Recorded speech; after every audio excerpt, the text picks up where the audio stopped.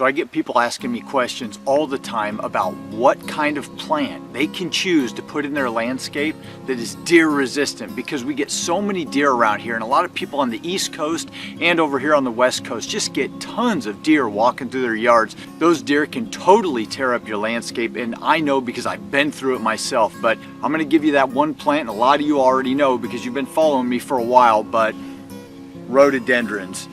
It's absolutely a fascinating plant, and it makes a beautiful plant in the landscape. Rhododendrons are a joy to grow, and every spring they put on a magnificent show, as you can see behind me, and this is just one of the varieties I've got around here. They're a stately plant, they're a timeless plant, they're gorgeous, and the most important thing, deer will not eat these things. And the reason is every part of the rhododendron is poisonous to animals. So you will see deer coming around occasionally and they'll try to nibble on a little end of a leaf. I'll see a little something, but after they nibble on it and realize it's not for them, they quickly move on to something else. Now there's a few smaller rhododendrons with tiny little leaves that they occasionally get confused with and will nibble a little bit more on those.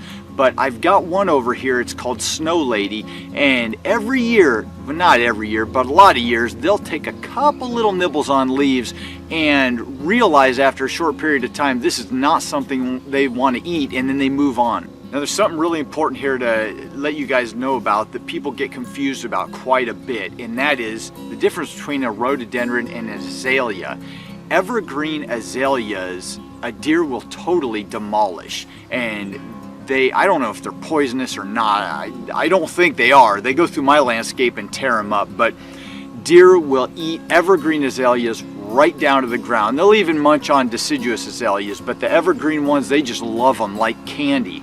Now a lot of people get rhododendrons and azaleas mixed up, and so I want to show you right now. I'm going to take you over to an area where I've got some evergreen azaleas and show you what they look like. Alright guys, so this is one of my rhododendron beds right here, and you can see all the beautiful brilliant colors, and I mean they're just an absolutely fantastic plant to have. They've got bigger leaves, they've got big huge buds there, and they just put on a magnificent show every spring. But right below in the front of this bed here is an evergreen azalea. Now this evergreen azalea has actually gone on to beat the odds and grow into a fantastic little plant. However, it had to go through quite a bit to get to this point, and the same is true for these two azaleas down the way here. You can see that they're a little bit smaller, and I just pruned these guys back, and so they're not looking their best, but they're going to bloom and they're going to look really fantastic. Now the reason these particular azaleas are even alive right now are because these huge rhododendrons were growing over and cascading in front of them, and they weren't getting much light, but the deer didn't see them and they weren't eating them. Now the first few years after I planted them and planted these rhodies, when these rhodies were really small, the deer could see them and they were eating them to the ground. I never got any blooms on them, but they just kept coming back year after year. Now they're about 8 years old and they're doing great.